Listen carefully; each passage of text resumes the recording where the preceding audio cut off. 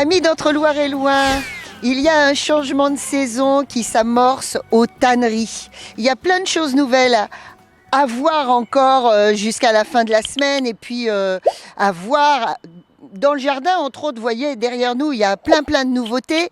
Nous, c'est qui? Nous, c'est surtout Justine Kucharski. Justine Kucharski, elle est la responsable éducation artistique et culturelle de ces tanneries. Alors les tanneries, Justine, vous savez, quand on passe comme ça, on se dit, waouh, c'est un lieu calme. C'est peut-être même un lieu trop calme, mais combien y a-t-il de visiteurs? Or, il y a le tout public qui vient au compte-gouttes, mais en fait, Justine, elle est là pour nous expliquer les nombreux partenariats qui existent avec des partenariats locaux et puis des partenariats nationaux. On va aller voir tout à l'heure des étudiants, ils sont là-bas, là, ils nous regardent, de la Sorbonne Paris 1, qui ont fait un travail formidable qui va se poursuivre jusqu'à dimanche. Mais comme ça sera immortalisé grâce à Monsieur Weber. Mais alors justement, Justine, parlez-nous de ces partenariats, parce qu'en fait, il y a plein de gens qui passent par ici.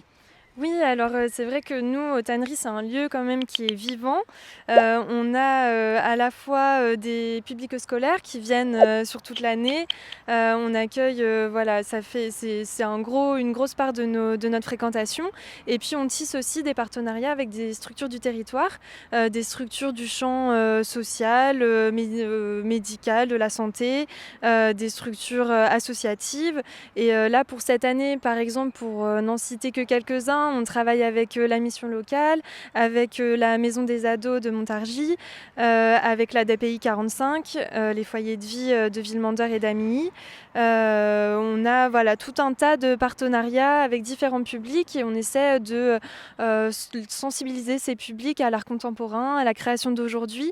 Et c'est vrai que c'est un lieu assez calme mais assez chouette pour découvrir l'art contemporain et tout ce qui s'y fait. Alors, Justine, elle va nous illustrer tout ce qu'elle vient de dire, nous donner des exemples.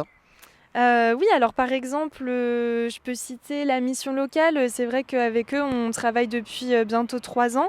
C'est des publics qui viennent par petits groupes. Là, cette année, un groupe de Montargis et de Gien qui se retrouvent ici aux tanneries pour découvrir les expositions accompagnés par un médiateur plasticien. Et après le temps de visite, on a un temps d'atelier artistique pendant lequel les jeunes, les ados peuvent... les jeunes peuvent découvrir toute la création contemporaine, faire des ateliers, et ça peut être de la peinture, de la sculpture, du dessin. Voilà, c'est passé par différents médiums en fait pour se familiariser avec l'actualité des tanneries. Oui, voilà, ça c'est bien parce qu'en écoutant Justine, je me disais que quand on est sensible à l'art contemporain et quand on n'a pas peur de l'art contemporain, on vient ici de soi-même. On se dit un week-end, on va aller voir ou revoir les expositions qu'il y a ici. En moyenne, il y en a 2 ou 3 à chaque fois. Et puis, il y a tous ces publics qui n'auraient jamais posé le pied ici ou dans un autre lieu d'art contemporain si vous ne faisiez pas ces médiations. Oui, par exemple, on a un très bel exemple de public qu'on a réussi à toucher grâce à France Travail. On a créé un partenariat avec eux. Ils sont venus en janvier avec des employeurs et des demandeurs d'emploi qui se sont réunis un peu anonymement autour d'un projet artistique collectif. Et donc, du coup, demandeurs d'emploi et employeurs ont pu se retrouver et collaborer autour d'un projet. Et à la suite de ce petit atelier, il y a eu un job dating. Et donc c'est vrai que c'est des publics qui pour la plupart sont revenus ensuite en autonomie avec leur famille parce que tous les week-ends, le samedi après-midi et le dimanche après-midi, on propose des ateliers en famille qui sont gratuits. Et c'est aussi un bon moyen de toucher les publics du territoire avec des projets à la fois ludiques, créatifs, mais tout en gardant ce lien avec l'actualité du centre d'art et de l'art contemporain. Donc ça, c'est assez chouette. Bon, alors ça, c'est le premier chapitre. C'était les partenariats locaux. Et puis maintenant, on va vous parler des partenariats nationaux que les tanneries ont mis en place.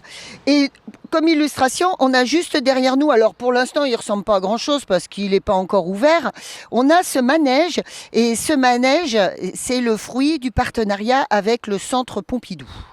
Oui, c'est ça. Alors c'est vrai qu'avec le Centre Pompidou, on a un partenariat qui se tisse au fil des années. En plus, là, ils ferment pour travaux pendant 5 ans. Donc on accueille plusieurs de leurs œuvres dans le cadre de l'exposition Family of Rooms qui va ouvrir ses portes le 7 juin. Et en fait, on a aussi ce manège, on accueille ce manège pendant 1 an et demi, donc qui va ouvrir dès le mois de mai.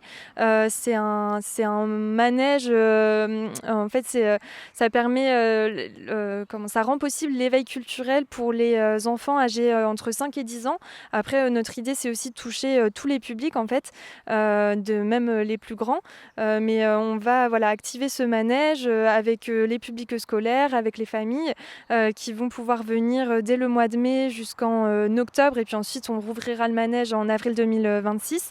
C'est un tour musical qui a été pensé qui a été imaginé par Nathalie Crassé, qui est une designeuse, et donc voilà, c'est découvrir l'art contemporain autrement aussi, approcher ces champs du design qui peuvent parfois paraître un peu abstraits, mais en tout cas c'est un tour musical qui a été pensé pour les plus jeunes, autour d'une histoire environnementale. Donc voilà, on a aussi ce rapport à la nature, à l'environnement, à la biodiversité, vu à travers le prisme de l'art contemporain. Donc c'est un beau projet aussi, et voilà, on a hâte de le faire fonctionner maintenant. Bah oui, et puis évidemment, si ça parle de biodiversité, ici dans ce parc magnifique, il faudrait qu'il reste là tout le temps. Alors maintenant, on va voir des grands enfants. Ce sont les étudiants Sorbonnard rappelle-nous. Donc c'est des licences 3, art, design et médias. Voilà, ils ont fait tout un travail sur ces 3 expositions qui se terminent donc à la fin de cette semaine et dont on avait parlé déjà sur Entre Loire et Loin. Tout de suite.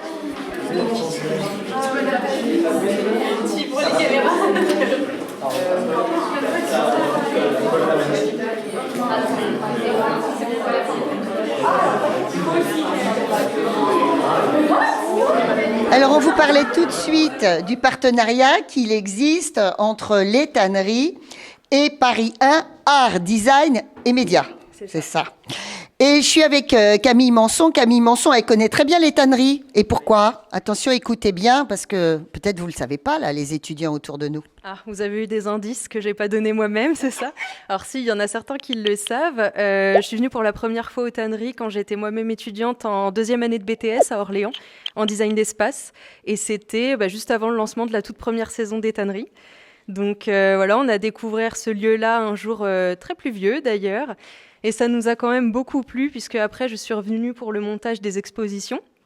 J'y ai passé toutes mes vacances d'avril et ça m'a tellement plu que je suis revenue une nouvelle fois pour faire toute la médiation et l'accueil pendant l'été, en étant logée juste ici sur place en plus, donc vraiment immergée. Et, c'est un cadre vraiment super chouette, quoi. C'est très singulier, très accueillant, puis très reposant. C'est l'idéal. Alors voilà, donc aujourd'hui Camille, elle est prof en licence 3 à Paris 1.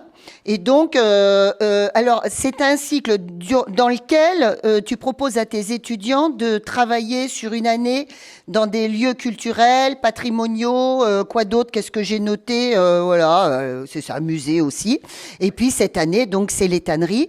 Vous vous êtes rendus à plusieurs reprises, 3 fois avec tes étudiants ici, et vous avez travaillé sur les différentes expositions de ce cycle. Oui, tout à fait.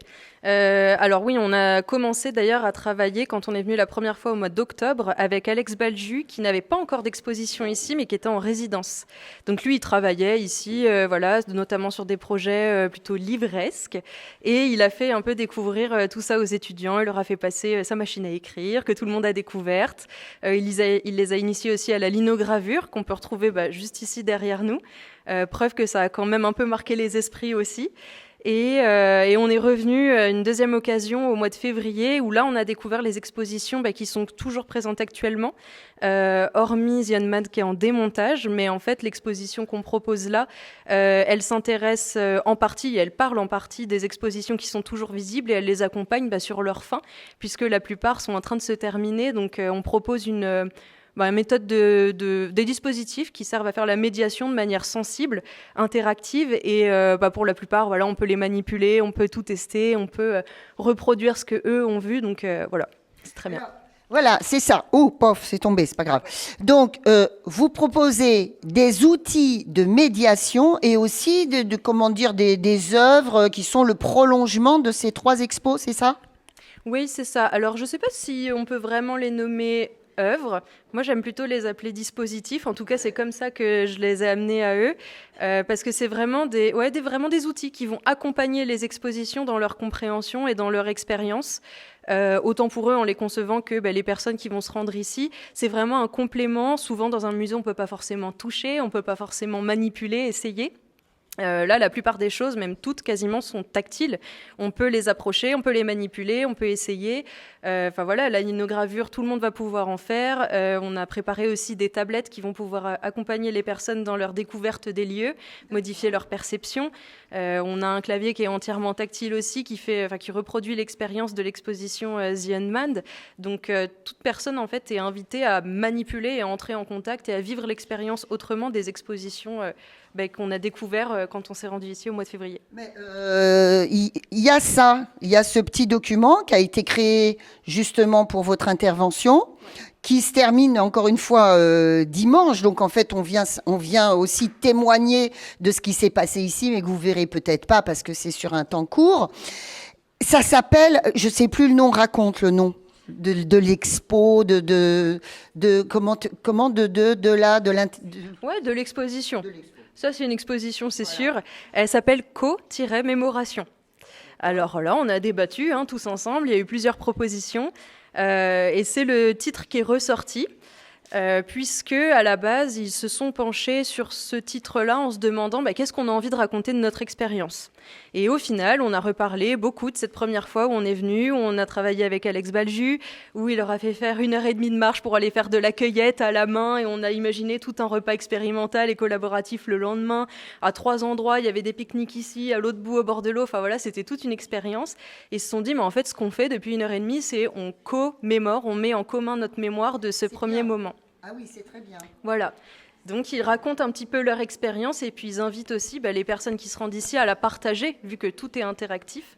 Et tout est segmenté en 3 axes. Donc, on en a un petit exemple ici. On a l'imaginaire, on a le dialogue, on a la réminiscence. Donc, tous les dispositifs qui ont été créés ont été rangés dans ces 3 sections qui racontent la manière dont on se remémore en commun cette expérience. Bon, et donc, durant toutes ces journées d'exposition, les visiteurs vont pouvoir dialoguer avec les étudiants aussi. C'est bien, c'est aussi peut-être faire émerger des envies pour les jeunes du coin.